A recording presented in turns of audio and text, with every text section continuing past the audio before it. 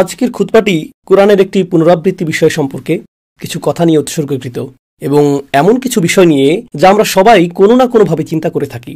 আল্লাহর কিতাব বা আল্লাহর দ্বীন নিয়ে আমরা ভাবি অথবা না ভাবি, এটা এমন কিছু যা আমাদের সকলের মনে সমগ্র জীবন জুড়ে সারাক্ষণই বিদ্যমান। যে পরিভাষাটি আমি আপনাদের সামনে কিছুটা ব্যাখ্যা করতে যাচ্ছি তা হল ফিতনা। এটি কোরআনে অনেকবার বিভিন্ন আঙ্গিকে ব্যবহৃত হয়েছে এবং আমরা একে অপরের সাথেও এটি ব্যবহার করি। এটি একটি বড় ফিতনা, সমাজের মধ্যে কি এক নতুন ফিতনা উদ্ভব হয়েছে বা তরুণরা অনেক ফিতনার সম্মুখীন হচ্ছে, ইত্যাদি ইত্যাদি ইত্যাদি। তো এই পরিভাষাটি মুসলিম সংস্কৃতির একটি অংশ হয়ে উঠেছে, আমরা এটি সারাক্ষণ ব্যবহার করি। এর অর্থ কি সে সম্পর্কে আমাদের একটি নির্দিষ্ট ধারণা রয়েছে।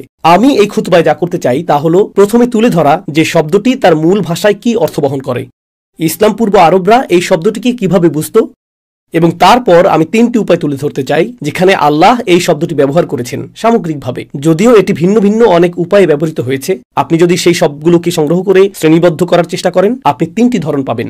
এই তিনটি ধরন বুঝলে তা আমাদেরকে আমাদের দ্বীনকে আরো ভালোভাবে বুঝতে এবং আমাদের জীবন ও পরিস্থিতিকে আরো ভালোভাবে বুঝতে সাহায্য করবে।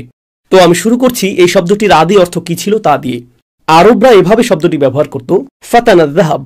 তারা এটি ব্যবহার করত যখন তারা স্বর্ণ বা কোনো ধাতু পরিশোধন করত, কারণ ধাতু দূষিত অবস্থায় থাকতে পারে, এর গভীরে খাদ থাকতে পারে। আর যখন আপনি স্বর্ণ গলিয়ে ফেলেন এবং চরম তাপের নিচে রাখেন তখন গভীরে প্রথিত থাকা সমস্ত দূষণগুলো গলে যেতে শুরু করে। অবশেষে স্বর্ণটি ফিতনা নামক প্রক্রিয়ার মধ্য দিয়ে যায়। আর এই কারণেই যে ব্যক্তি স্বর্ণ নিয়ে এই কাজটি করত তাকে বলা হতো ফাত্তান। তারা এই শব্দটি গাছের পুরো বাকল বা কাঠ বা অন্য কিছুর জন্য ব্যবহার করত, যা তাদের কিছুটা গলাতে বা কিছুটা গরম করতে হতো যাতে এটিকে সোজা করা যায়। এই প্রক্রিয়াটিকেও ফিতনা প্রক্রিয়া বলা হতো। একইভাবে কাঠমিস্ত্রি বা খোদাইকারী যে কাঠকে পরিবর্তন করে এবং কেটে ফেলে এবং এটিকে সম্পূর্ণ নতুন কিছুতে পরিণত করে তাকে বলা হতো ফাইতান। আর মাফতুন শব্দটি দিনার অর্থাৎ মুদ্রার জন্য ব্যবহৃত হতো, কারণ মুদ্রাগুলোর উপর রাজা বা কোনো একটি দেশের প্রতীক থাকতে হয়। এমনকি এখনো মুদ্রাগুলির উপর এক ধরনের চিত্র থাকে যা সেগুলিতে খোদাই করা হয়, এবং এটি করার জন্য ধাতুকে নির্দিষ্ট ছাঁচের আকৃতি দিতে চরম তাপ বা চরম চাপের প্রয়োজন হয়। আর এ কারণেই এটিকে বলা হয় মাফতুন। খোদাই করা কোনো মুদ্রাকে মাফতুন মুদ্রা বলা হয়। এটি ছিল এই শব্দটির আদি অর্থ। এখান থেকেই ধারণাটি এসেছে। যেহেতু আরবরা তাদের ভাষায় খুবই সমৃদ্ধ, পরীক্ষা অর্থে তাদের অনেক শব্দ রয়েছে। উদাহরণস্বরূপ ইবতিলাহ, ইমতিহান বা ইখতিবার এবং অন্যান্য শব্দও পরীক্ষার জন্য ব্যবহৃত হয়। কিন্তু ফিতনা এমন পরীক্ষার জন্য ব্যবহৃত হয় যা আপনার অভ্যন্তরে গভীরে গিয়ে পুড়িয়ে ফেলে, অথবা ফিতনা হলো এমন একটি পরীক্ষা যা আপনাকে গভীরতম স্তর পর্যন্ত পরীক্ষা করে। এটি একটি গভীর পরীক্ষা, অত্যন্ত গুরুতর একটা পরীক্ষা, এমন পরীক্ষা যা এমনকি পুড়িয়ে দেয়। সেই পরীক্ষায় উত্তীর্ণ হওয়ার জন্য আপনাকে যন্ত্রণার মধ্য দিয়ে যেতে হয়। এই ধরনের পরীক্ষাকে বলা হয় ফিতনা। সুতরাং এটি কোনো ছোট বিষয় নয় যার মধ্য দিয়ে একজন মানুষ যায়, তাই না? আর অবশ্যই আমরা জানি, প্রত্যেক মুসলিম জানে, এই গোটা জীবনটাই একটা পরীক্ষা। এই জীবনের ভালো বিষয়গুলো একটি পরীক্ষা এবং এই জীবনের খারাপ বিষয়গুলোও একটি পরীক্ষা। কিন্তু কিছু পরীক্ষা অন্য পরীক্ষার তুলনায় কঠিনতর। যখন সেই পরীক্ষাগুলো অত্যন্ত কঠিন হয় তখন সেগুলোকে বলা হয় ফিতনা। তো এটা প্রথম বিষয় যা আমি চাই আপনারা উপলব্ধি করুন।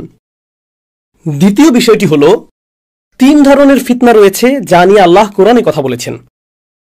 একটি আসে স্বয়ং আল্লাহর পক্ষ থেকে, তিনি বিভিন্নভাবে এ বিষয়ে কথা বলেছেন। তবে এই দুনিয়াতে ফিতনা আসার একটি উপায়, প্রসঙ্গত এই দুনিয়াতে ফিতনা রয়েছে এবং ফিতনা রয়েছে আখিরাতেও।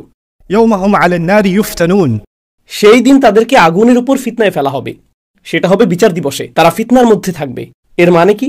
ঠিক যেমন আগুন ধাতুর গভীরে জ্বালায় এবং ভেতরের খাদ গলিয়ে দেয়, সেভাবেই আল্লাহ জাহান্নামের অধিবাসীদের ভেতরটা জ্বালিয়ে দেবেন। আর বিচার দিবসের এই অবস্থার জন্য তিনি ফিতনা শব্দটি ব্যবহার করেছেন। কিন্তু আমি এখানে আখিরাতের কথা বলছি না। এই দুনিয়ার পরিপ্রেক্ষিতে ফিতনা হলো তিন প্রকারের, আর এর মধ্যে প্রথমটি হলো আল্লাহ যখন কাউকে ফিতনায় ফেলেন। আপনাদের মনে রাখার জন্য সবচেয়ে সহজ উদাহরণ হলো আল্লাহ মুসা আলাইহিস সালাম সম্পর্কে বলেছেন। যখন মুসা আলাইহিস সালাম পর্বত শিখরে তার সাথে কথা বলেছিলেন, আল্লাহ তাকে বলেছিলেন, ওয়াফাতান্নাকা ফুতুনা, আমি তোমাকে বহুবার পরীক্ষা করেছি, আমি তোমাকে বহুবার ফিতনায় ফেলেছি। যখন তিনি জন্মগ্রহণ করেন সরকারি নির্দেশ ছিল সব শিশুকে হত্যা করা, এমনকি শিশুকালেও তিনি ফিতনায় পড়েছিলেন। তিনি ফিতনায় ছিলেন যখন তিনি এমন একটি ঝুড়িতে ছিলেন যা ডুবে যেতে পারত। তিনি ফিতনায় ছিলেন যখন তাকে ফেরাউনের ঘরে লালন পালন করা হচ্ছিল। তিনি ফিতনায় ছিলেন যখন তাকে মিশর থেকে পালাতে হয়েছিল। তিনি ফিতনায় ছিলেন যখন তিনি মিশরে ফিরতে পারছিলেন না। সুতরাং এই সবই ছিল ফিতনা যার মধ্য দিয়ে তিনি গিয়েছেন। এই সমস্ত কঠিন পরীক্ষার মধ্য দিয়ে তিনি গিয়েছেন এবং আল্লাহ বর্ণনা করেছেন কিভাবে মুসা আলাইহিস সালামকে ফিতনার মধ্যে ফেলা হয়েছিল। আপনি হয়তো ভাববেন আল্লাহ বিশ্বাসীদের জন্যই এমনটা করেন, কিন্তু আল্লাহ ফিরাউনের ক্ষেত্রেও এর উল্লেখ করেছেন। আমি ফিরাউনের লোকবল এবং ফিরাউনের বংশধরদেরও ফিতনায় ফেলেছিলাম। সুতরাং এখন আমরা শিখছি আল্লাহ যখন কোনো ফিতনা ঘটান তিনি শুধু ইমানদারদের জন্য তা করেন না, আবার শুধু কাফিরদের জন্যও তা করেন না। এটা সবার জন্য, যে কাউকেই ফিতনার মধ্যে ফেলা হতে পারে। আর এই কারণেই আমরা কোরআনে পাই ফিতনাতুক তুসিবুহা মান তাশা তুসিবু বিহা মান তাশা ইন হিয়া ইল্লা ফিতনাতুক তুসিবু বিহা মান তাশা। মুসা আলাইহিস সালাম এক পর্যায়ে আল্লাহকে এই কথা বলেছিলেন, এটা আপনার ফিতনা, আপনি যাকে ইচ্ছা আপনার ফিতনা দ্বারা আঘাত করতে পারেন, আপনি যাকে ইচ্ছা আপনার ফিতনা দ্বারা আঘাত করতে পারেন। সুতরাং মুসলিমরা এই জীবনের অসুবিধা, সংকট বা পরীক্ষা নিয়ে অতি সরলীকৃত ধারণা রাখে না। তাই আমরা বলি না কিভাবে ভালো মানুষেরা কষ্টে থাকে আর কিভাবে খারাপ মানুষেরা আরামে এসে থাকে, এটা আমার বুঝে আসে না। যারা এমন কথা বলে তারা নিশ্চয়ই কোরআন অধ্যয়ন করেনি। যারা এমন কথা বলে তারা এটা শেখেনি। লাকাদ খালাকনাল ইনসানা ফি কাবাদ, কারণ আল্লাহ শুরু থেকেই এটা স্পষ্ট করে দিয়েছেন যে ফিতনা ঘটবেই, এবং ওয়াত্তাকু ফিতনাতান লা তুসিবান্না আল্লাযিনা যালামু মিনকুম খাসা। আল্লাহ বলেছেন তোমাদের এমন ফিতনাকে ভয় করা উচিত যা শুধু তাদের উপরই আসবে না যারা অন্যায় করেছে। সুতরাং ফিতনা শুধু খারাপ বা অন্যায়কারী লোকদের উপরই আসে না, ফিতনা সবার উপরই আসে। আর কখনো কখনো কিছু মানুষের অপরাধের জন্য অনেক মানুষকে এর মূল্য দিতে হয়। অন্তত এই দুনিয়াতে বিষয়টা এমনই মনে হয়, কিছু লোক অপরাধ করে আর সবাইকে তার মূল্য দিতে হয়, তাই না? আর এটাই হলো ফিতনার প্রকৃতি।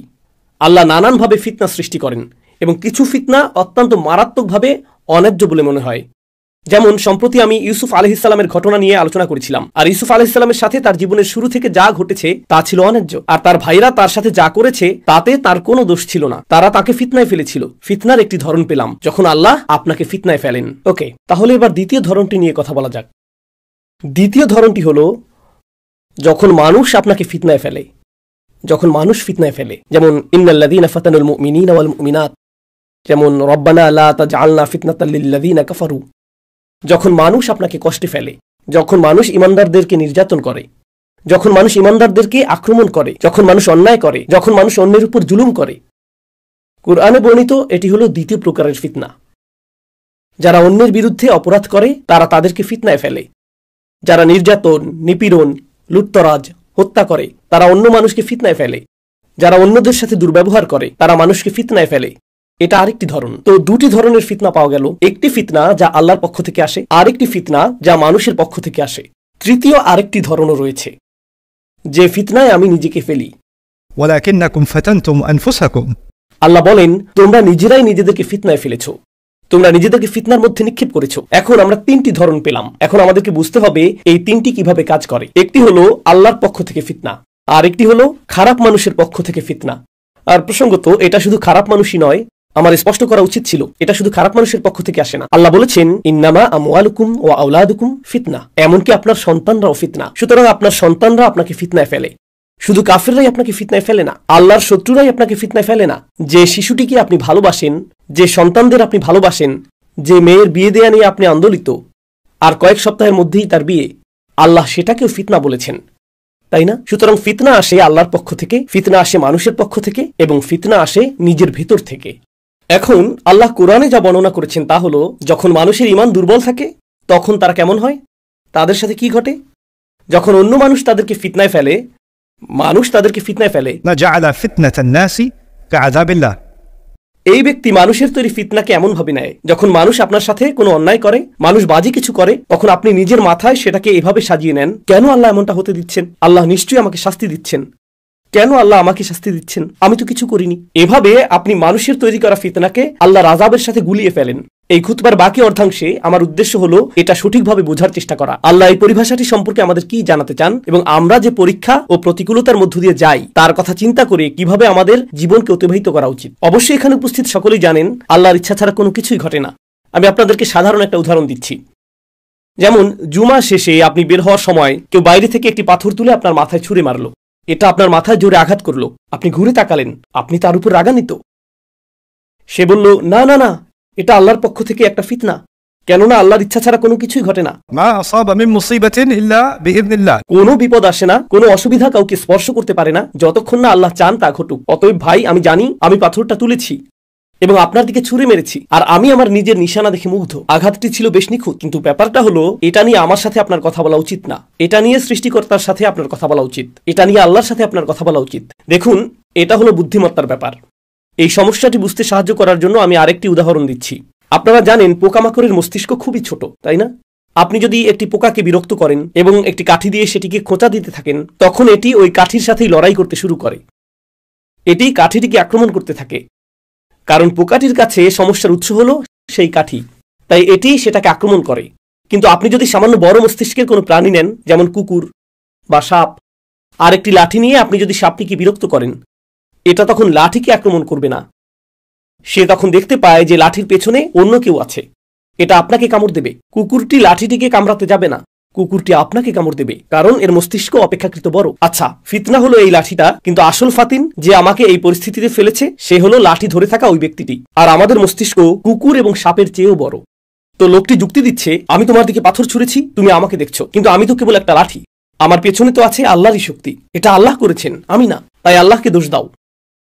ধারণাটি এরকম। তাই যেহেতু সব কিছু আল্লাহর ইচ্ছাতেই হয়, আমাদের সাথে ঘটে যাওয়া সকল খারাপির জন্য আল্লাহকে দোষারোপ করা উচিত। এখন এই সমস্যাটি বোঝার জন্য প্রথমে আমি নিশ্চিত করতে চাই আপনারা সমস্যাটি বুঝতে পেরেছেন। এখন আমরা এর সমাধানটা কিভাবে বুঝতে পারি? আল্লাহ যা করেছেন তা হলো এই দুটি বিষয়কে পৃথক করেছেন। আল্লাহ কোনো কিছু ঘটতে দেওয়াটা আর আল্লাহর কোনো কিছু ঘটানোর আকাঙ্ক্ষা করা একই বিষয় নয়। আল্লাহ এই পৃথিবীতে এমন অনেক জিনিস ঘটতে দেন যা আল্লাহকে রাগান্বিত করে তোলে। প্রকৃতপক্ষে আল্লাহ কোরআনে রাগ প্রকাশ করেছেন, যদি সবকিছু ঠিক সেভাবেই ঘটত যেভাবে আল্লাহ চান বা যেভাবে আল্লাহ ইচ্ছা করেন, সবকিছু যদি আল্লাহর সন্তুষ্টি অনুযায়ী ঘটত, তাহলে কোনো কিছু নিয়েই আল্লাহর কখনোই অসন্তুষ্ট হওয়ার কথা ছিল না, কারণ তিনি তো এই সব কিছু করেছেন। কিন্তু আল্লাহ বলেছেন, গদিবাল্লাহু আলাইহিম, আল্লাহ তাদের উপর রাগান্বিত হয়েছেন। তাফসীরকারগণ এর কি ব্যাখ্যা দিয়েছেন? এখানে পার্থক্য রয়েছে। আল্লাহর রিদা অর্থাৎ আল্লাহর সন্তুষ্টি, আল্লাহর নিজের ইচ্ছায় কিছু করা বা নিজের আকাঙ্ক্ষা থেকে কিছু করা, বনাম তার শুধু এটিকে ঘটতে দেয়া। তিনি তার নিজের প্রজ্ঞা থেকে সিদ্ধান্ত নিয়েছেন তিনি নির্দিষ্ট কিছু বিষয়কে ঘটতে দিবেন, যদিও তিনি নিজে সেই বিষয়গুলো নিয়ে সন্তুষ্ট নন। তিনি মানুষকে সেই স্বাধীনতা দিয়েছেন। তিনি মানুষকে সেই স্বাধীনতা দিয়েছেন এমন সব কাজ করার জন্য যা তাকে অসন্তুষ্ট করে। তিনি তাদেরকে সেই স্বাধীনতা দিয়েছেন। আর প্রথমবার আল্লাহ যখন এটা করলেন, যখন তিনি মানব জাতিকে সৃষ্টি করলেন, তখন ফেরেশতারাও বিভ্রান্ত হয়ে পড়েছিল, কেননা আপনি মানুষকে এমন সব কাজ করার সামর্থ্য দিচ্ছেন যা আপনি নিজে পছন্দ করেন না। ইয়া আল্লাহ, আপনি এই কাজগুলো পছন্দ করেন না, কিন্তু আপনি তাদেরকে এই কাজগুলো করতে দিচ্ছেন। কিভাবে আপনি তাদেরকে এগুলো করতে দিলেন? أتجعل فيها من يفسد فيها ويسفك الدماء? তারা এটা বুঝতে পারেনি। আর আল্লাহ বলেছেন, এই মানবজাতিকে আরো অনেক জটিল ও শক্তিশালী উদ্দেশ্যে সৃষ্টি করা হয়েছে, যা এমনকি ফেরেশতারাও তখন পর্যন্ত বোঝার জন্য প্রস্তুত ছিল না। ইন্নী আলামু মা লা তা'লামুন, আমি এমন কিছু জানি যা তোমরা জানো না। তিনি ফেরেশতাদের এই কথা বলেছিলেন। এখন আল্লাহ তাকে অসন্তুষ্ট করার স্বাধীনতা আমাকে দিয়েছেন। অন্য কারোর কথা ভুলে যান। আমি এখানে ফেরাউন বা শয়তানকে নিয়ে বলছি না, আমি আমার নিজের ব্যাপারে বলছি। আর আমাদের প্রত্যেকেরই নিজেকে নিয়ে ভাবা উচিত। আল্লাহ আমাকে তার অবাধ্য হওয়ার ক্ষমতা দিয়েছেন। আল্লাহ আমাকে স্বাধীনতা দিয়েছেন তাকে অসন্তুষ্ট করার, স্বাধীনতা দিয়েছেন তাকে রাগান্বিত করার, স্বাধীনতা দিয়েছেন গীবত করার, স্বাধীনতা দিয়েছেন অপবাদ দেওয়ার, স্বাধীনতা দিয়েছেন হারাম খাওয়ার, স্বাধীনতা দিয়েছেন অন্যকে আক্রমণ করার। তিনি আমাকে সেই স্বাধীনতা দিয়েছেন, তিনি আমাকে সেটা করার সামর্থ্য দিয়েছেন। সুতরাং আমি অভিযোগ করার আগে যে কিভাবে সে পার পেয়ে গেল, কিভাবে ও পার পেয়ে গেল, কিভাবে এই জালিম পার পেয়ে গেল, এই কথা বলার আগে আমার নিজেকে জিজ্ঞেস করতে হবে, কিভাবে আমি পার পেয়ে যাই, কিভাবে আমি পার পেয়ে যাই। এই কিছুদিন আগেই বিশ্বে যা ঘটছে এই বিষয়ে একজনের সাথে আমার কথা হয়েছিল। আর আমরা সবাই জানি গাজায় কি ঘটছে। আল্লাহ গাজার মুসলিমদের সাহায্য করুন এবং শহীদদেরকে জান্নাত নসিব করুন, আর তাদের পরিবারগুলোতে সবর দান করুন, এবং আমাদেরকে সেই ধরনের তাওয়াক্কুল ও ঈমানের এক বিন্দু হলেও দান করুন যা এই মানুষগুলো প্রদর্শন করেছে, এবং তাদেরকে বিজয় দান করুন। তো একজন এসে জিজ্ঞেস করলো, আল্লাহ কিভাবে এটা ঘটতে দিচ্ছেন? আল্লাহ কেন এটা থামিয়ে দিচ্ছেন না? কারণ এটা আল্লাহর পক্ষ থেকে ফিতনা। কেন আল্লাহ এটা থামিয়ে দিচ্ছেন না? তাহলে বিষয়টা দাঁড়াচ্ছে, চলুন এটা নিয়ে যুক্তিসঙ্গতভাবে ভাবা যাক। আপনি যদি চান আল্লাহ এটা থামিয়ে দিন, যদি চান আল্লাহ হস্তক্ষেপ করুন, তাহলে আপনি আর আমি যখন অবাধ্য হই, আল্লাহর কি হস্তক্ষেপ করা উচিত না? আপনি ঠিক কোথায় সীমা টানবেন? না, যদি তারা মানুষ হত্যা করে তবে আল্লাহর থামানো উচিত, কিন্তু তারা চুরি করলে সেটা তেমন খারাপ না, তখন আল্লাহর হস্তক্ষেপ না করলেও চলবে। অথবা আপনি যদি মিথ্যা বলেন, তখন না না না, আমার জিহ্বাকে সত্য বলতে বাধ্য করা যাবে না, না না, অতটা নিয়ন্ত্রণ না, কিন্তু নির্দিষ্ট সীমার পর আল্লাহর বিষয়গুলো থামিয়ে দেওয়া উচিত। আল্লাহ মানুষকে এই পৃথিবীতে পাঠিয়েছেন এবং তিনি তাদেরকে একে অপরের জন্য ফিতনায় পরিণত হওয়ার অনুমতি দিয়েছেন। আল্লাহ তাদের একে অপরের জন্য ফিতনা হতে দিয়েছেন। আর আমরা যখন একে অপরকে ফিতনায় ফেলি, মানুষ যখন একে অপরকে ফিতনায় ফেলে, আর তারপর আমরা বলি না না না, এটা আল্লাহর দোষ, আল্লাহ এমনটা করেছেন, কোনো মানুষ নয়, এটাই হলো আপনি যখন নিজেকে নিজে ফিতনায় ফেলেন। এটি তৃতীয় ধরন। এটা আল্লাহর পক্ষ থেকে, শুধু এই অর্থে যে আল্লাহ আপনাকে পরীক্ষিত হতে দিয়েছেন। আল্লাহ একটি পরিস্থিতি তৈরি করেন এবং আপনাকে পরীক্ষার সম্মুখীন হতে দেন, এটা দেখতে যে আপনি কেমন প্রতিক্রিয়া দেখাবেন, আমি কেমন প্রতিক্রিয়া দেখাবো, ব্যাস এইটুকুই। আপনারা জানেন, ইসলাম ছাড়া ভিন্ন ধর্মী আরও মানুষ আছে, তারাও কিন্তু স্রষ্টায় বিশ্বাস করে। কিছু মানুষ এক নিপীড়ক স্রষ্টায় বিশ্বাস করে, যে মানুষকে যন্ত্রণা দিয়ে মজা পায়, যে এই খেলা উপভোগ করে। যেমন পুরনো দিনের রাজারা তাদের বিনোদনের জন্য যা করত, তারা একটি স্টেডিয়ামে যেত, সেখানে একজন বন্দীকে বের করে আনতো আর একটা সিংহ বের করে আনতো, আর মানুষটিকে সিংহটির ছিঁড়ে খেতে দেখাটা তারা উপভোগ করত নিজেদের বিনোদনের জন্য। তাই মানুষের এই অসুস্থ ধারণা তৈরি হলো যে রাজারা তাদের প্রজাদের কষ্ট দেওয়াটা উপভোগ করে। কিছু লোক এমন দর্শনও তৈরি করেছে যে আচ্ছা, একজন স্রষ্টা আছেন, তিনি এই মহাবিশ্ব সৃষ্টি করেছেন, কিন্তু তিনি এটা দেখে উপভোগ করেন যে আমরা একে অপরকে পুড়িয়ে দিচ্ছি, আমরা একে অপরকে হত্যা করছি। তাদের দৃষ্টিতে এই হলো স্রষ্টার স্বরূপ। এই ধরনের ধারণা কি বলা যায় মানুষের নিজেকে নিজে ফিতনায় ফেলা। এটাই সেই বিষয়। আল্লাহ আযজা জাল্লা নিজেও এর বর্ণনা দিয়েছেন। আল্লাহ যখন আমাকেও আপনাকে ফিতনাতে ফেলেন, এর একটি উদ্দেশ্য রয়েছে। আসুন উপসংহারে আসি। আল্লাহ যে আমাকে ফিতনাতে ফেলেছেন, এটা বোঝার সঠিক পদ্ধতি কি? যদি কেউ আমার টাকা চুরি করে, তবে সেই ব্যক্তি আমাকে ফিতনাতে ফেলেছে, কিন্তু আল্লাহ এটা হতে দিয়েছেন, আল্লাহ এটা ঘটার অনুমতি দিয়েছেন। সুতরাং চূড়ান্ত প্রশ্নটি হলো, কেন আল্লাহ এটি ঘটার অনুমতি দিলেন? দুটি কারণ। আল্লাহ সেই চোরকে পরীক্ষা করেছেন এবং আল্লাহ আমাকেও পরীক্ষা করেছেন। আর সেই লোকটি ইতিমধ্যেই ব্যর্থ, কারণ সে চুরি করেছে। এখন যে অংশটি বাকি তা হলো আমি কি করতে যাচ্ছি, আমি এই পরীক্ষায় পাশ করব নাকি করব না। কারণ এখানে দুটি ভিন্ন পরীক্ষা চলছে। জালিম তার নিজের পরীক্ষা দিচ্ছে, মজলুম তার নিজের পরীক্ষা দিচ্ছে। তাদের দুজনকেই পরীক্ষা করা হচ্ছে। জালিম ইতিমধ্যেই ব্যর্থ হয়েছে, কারণ সে আল্লাহর ইচ্ছার বিরুদ্ধে কাজ করেছে। কিন্তু যার উপর অন্যায় করা হয়েছে, এখন তাকে সিদ্ধান্ত নিতে হবে যে সে কিভাবে প্রতিক্রিয়া দেখাবে। সে কি আল্লাহর ইচ্ছা অনুযায়ী প্রতিক্রিয়া দেখাবে নাকি আল্লাহর ইচ্ছার বিরুদ্ধে প্রতিক্রিয়া দেখাবে। সে কি বলবে, এটা থেকে আমি কি শিখতে পারি, যুক্তিসঙ্গতভাবে আমি কিভাবে এর জবাব দিব, যার অনুমতি আল্লাহ আমাকে দিয়েছেন। এটা কি স্বয়ং আল্লাহর সাথে আমার সম্পর্ককে প্রভাবিত করবে নাকি করবে না। আর মানুষের মধ্যে এই সমস্যা তৈরি হয় যে তারা তাদের সংকটকালের জন্য আল্লাহকে দোষারোপ করতে চায়। আমি আপনাদের বলছি, আল্লাহ এটাকে আমাদের ফিতরার মধ্যে ফেলে দিয়েছেন। তিনি মানুষের প্রকৃতিতে এটা দিয়েছেন। এটা বোঝার জন্য আপনাকে মুসলিমও হতে হবে না। আল্লাহ আমাদের প্রকৃতির মধ্যে এই বোধশক্তি দিয়েছেন যে আসলে মানুষই একে অপরকে সংকটে ফেলে। আপনি যদি এখন আপনার গাড়ি চালাতেন আর কেউ আপনাকে পেছন থেকে ধাক্কা দিত, আল্লাহ আপনাকে রক্ষা করুন, কিন্তু এমনটা ঘটলে কেউ পেছন থেকে ধাক্কা দিলে সাথে সাথে আপনি বলেন না, ইয়া আল্লাহ মা হাযিহি আল ফিতনা। আপনি পেছনে তাকিয়ে বলেন, এই যে ভাই, দেখে চলুন, ফোনে কথা বলছেন কেন। সাথে সাথেই যেই ব্যক্তি ধাক্কা দিয়েছে তাকে আপনি দোষ দেন, আপনি আল্লাহকে দোষ দেন না।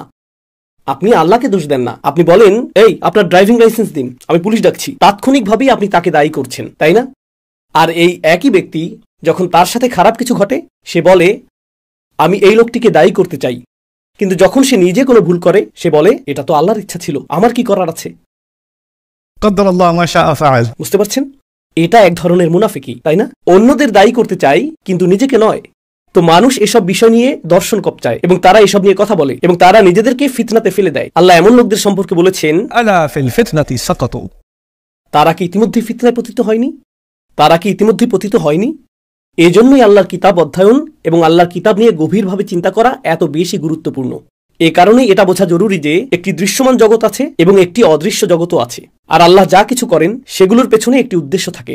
এটা কখনো উদ্দেশ্যহীন নয়। আল্লাহ আমাকে উদ্দেশ্য ছাড়া সৃষ্টি করেননি, আর আল্লাহ আমাকে এমন কোনো পরিস্থিতিতেও ফেলেন না যার কোনো উদ্দেশ্য নেই। সেই প্রত্যেকটি উদ্দেশ্যের পেছনেই কোনো না কোনো হিকমা রয়েছে। মানুষ একে অপরের সাথে নির্বুদ্ধিতা সুলভ কাজ করে থাকে, কিন্তু আল্লাহ সেই সব নির্বোধ কাজের পেছনেও প্রজ্ঞাপূর্ণ কোনো উদ্দেশ্য না থাকার সুযোগ দেন না। এ কারণেই তিনি আল হাকিম, এ কারণেই তিনি ইউদাব্বিরুল আমর, তিনি তাদবিরুল আমর ঘটান। তিনি সব কিছু পরিকল্পনা করেন। এমনকি আমাদের যে সকল কাজের পরিকল্পনা আমরা করি না অথবা খুবই বাজে পরিকল্পনা করি, সেগুলোর পেছনেও আল্লাহর মহৎ কোনো হিকমা নিহিত থাকে। আল্লাহ যেন আমাদের এমন মানুষে পরিণত না করেন যারা মাফতুন, যারা ফিতনায় পতিত হয়, যাতে আমরা আল্লাহর পরীক্ষাকে মানুষের উপর মিথ্যাভাবে আরোপ না করি। মানুষ একে অপরের ক্ষতি করে আনন্দ পায়, কিন্তু আল্লাহ পরীক্ষা করেন শুধু আমার নিজের ভালোর জন্যই। আল্লাহ আমাকে এমন কোনো পরীক্ষায় ফেলবেন না যা থেকে আমি শেষ পর্যন্ত উপকৃত হব না। কোনো না কোনোভাবে এটি এমন হয়ে উঠবে যা আমার মর্যাদাকে বাড়িয়ে দেবে। ইয়ারফাইল্লাহু আল্লাযীনা আমানু মিনকুম ওয়াল্লাযীনা উতুল ইলম দারাজাত। তোমাদের মধ্যে যারা ঈমান এনেছে এবং যাদেরকে জ্ঞান দান করা হয়েছে আল্লাহ তাদের মর্যাদাকে উন্নীত করবেন, আর আল্লাহ মর্যাদা বৃদ্ধি করেন আরো এবং আরো বেশি পরীক্ষার মাধ্যমে। সুতরাং আল্লাহ যেন আমাদেরকে সেই পরীক্ষাগুলো বোঝার এবং জীবনে আমরা যেসব পরীক্ষার মুখোমুখি হতে চলেছি সেগুলোতে উত্তীর্ণ হওয়ার তৌফিক দান করেন। এই হলো আমার সর্বশেষ উপদেশ, যা আমি নিজেকে এবং আপনাদের সকলকে দিচ্ছি। আল্লাহ আজ্জা ওয়া জাল্লা এই উম্মাহকে প্রস্তুত করছেন, তিনি এই উম্মাহকে প্রস্তুত করছেন। সূরা আল বাকারায় তিনি আমাদের এক নতুন উম্মাহ হিসেবে ঘোষণা করেছেন, وكذلك جعلناكم أمة وسطا। তিনি আমাদের একটি ভারসাম্যপূর্ণ জাতি ঘোষণা করেছেন এবং সেই একই সূরায় তিনি বলেছেন, ولنبلونكم بشيء আমি অবশ্যই তোমাদেরকে পরীক্ষা করব, সকল ধরনের জিনিস দিয়ে পরীক্ষা করব। من الخوف والجوع ونقص من الأموال والأنفس والثمرات। আমরা তোমাদেরকে অনেক পরীক্ষার মধ্যে ফেলবো, অনেক এবং অনেক বেশি পরীক্ষায় ফেলবো, কিন্তু এর ফলাফল কি হবে? কিভাবে বুঝবে যে তুমি পরীক্ষায় উত্তীর্ণ হয়েছো?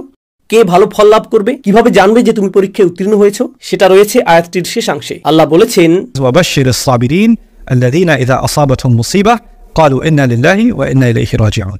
অভিনন্দন তাদের যারা পরীক্ষায় উত্তীর্ণ হয়েছে। অভিনন্দন সেই সব মানুষদের যারা সবর অবলম্বন করতে পারে। আর সবর বলতে কি বোঝায়? সেই সব মানুষ যখনই কোনো অসুবিধা বা যে কোনো বিপদ, যে কোনো পরীক্ষা তাদেরকে আঘাত করে, তারা বলে আমরা আল্লাহর জন্য এবং আমাদেরকে আল্লাহর কাছেই ফিরে যেতে হবে। তারা উপলব্ধি করে এই পরীক্ষাগুলোর প্রত্যেকটিই অস্থায়ী এবং আল্লাহর দিকে প্রত্যাবর্তনই হলো স্থায়ী। অস্থায়ী কষ্ট, স্থায়ী পুরস্কার। ঠিক আপনার ও আমার মতো আমাদেরও অস্থায়ী কষ্ট আছে। কোনো ছাত্রের পরীক্ষা আসন্ন, পড়াশোনা বেশ কঠিন, অস্থায়ী কষ্ট, দীর্ঘমেয়াদী সুবিধা। আপনি যদি ব্যবসায়ী হন, কিছু মানুষ খুচরা ব্যবসা করে, সেখানে ব্ল্যাক ফ্রাইডে অথবা শয়তান থার্সডে এরকম যাই থাকুক, বিক্রয়ের এরকম উপলক্ষ আসে আর কাজের অনেক চাপ থাকে। এর জন্য মাথা ব্যথাও অনেক, কর্মচারী সংক্রান্ত অনেক সমস্যা থাকে, ব্যবসায়িক অনেক সমস্যা থাকে, নিরাপত্তা সংক্রান্ত সমস্যা থাকে, এই সব কিছুই থাকে। তবুও আপনি এত পরিশ্রম করছেন, দীর্ঘমেয়াদী সুফল যে পরিমাণ অর্থ আসে তা আসলেই বেশ ভালো। সুতরাং যখনই দীর্ঘমেয়াদী কোনো সুবিধা থাকে, আপনাকে প্রথমে কষ্টের মধ্য দিয়ে যেতে হয়।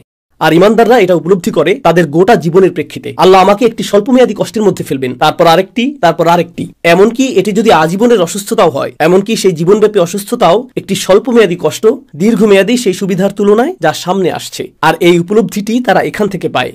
ইন্না লিল্লাহি ওয়া ইন্না ইলাইহি রাজিউন। আমরা আল্লাহর জন্য এবং একমাত্র আল্লাহর কাছেই আমরা ফিরে যাব। আল্লাহ আমাদের সকলকে তাদের অন্তর্ভুক্ত করুন যারা সকল পরীক্ষায় উত্তীর্ণ হয়। বারাকাল্লাহু লি ওয়া লাকুম ফিল কুরআনিল হাকিম ওয়া নাফা'নি ওয়া ইয়্যাকুম বিল আয়াতি